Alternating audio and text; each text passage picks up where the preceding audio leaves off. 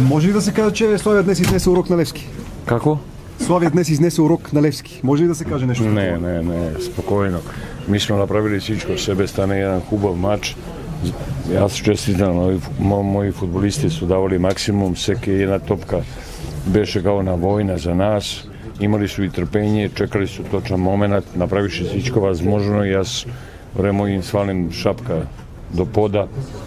Или аз мора да оште еден пут да повторим, ти момчета кои прави откако сам аз тука, тој е пут на Славија и тоа треба да продолжи.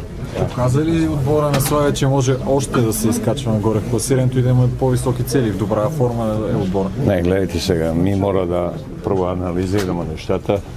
Преди малку всички сме казвали да се врнеме меѓу 6. Ми треба да имаме едно спокојство, да можеме да работиме, да можеме спокојно да работиме.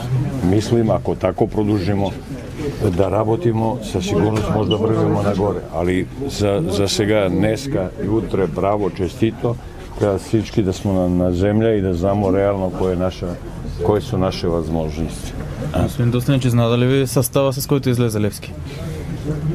И ако ме питате дали сте ми одговор за мене, мислим да бех малку изненаден, заштото виждам имаше доста смени и нештата, али просто това е Левски. Левски располага со 20 нешто фудбалиста, тој су за мене заслужено први најкачествени су мачове правили и тој дано да су шампиони.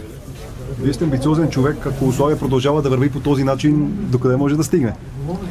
Гледайте сега, да јас казах оште еден пут, треба да сме чувство на земја, да направиме анализа кои су наша качества. Да, ако тако работиме, със сигурност ќе да врвиме нагоре. Докаде? Не знам. Президентът Венцислав Стефанов каза, че място в топ 3 не е невъзможно.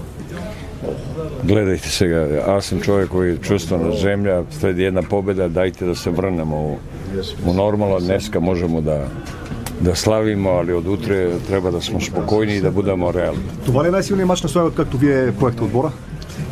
Гледайте сега, каде играте срещу Левски кој е први, кој доминира у шампионату, таа е със сигурност најголема победа. Али преди всичко, всеки еден мач сме направили така да стане дума. Ние им продаваме многу уроци.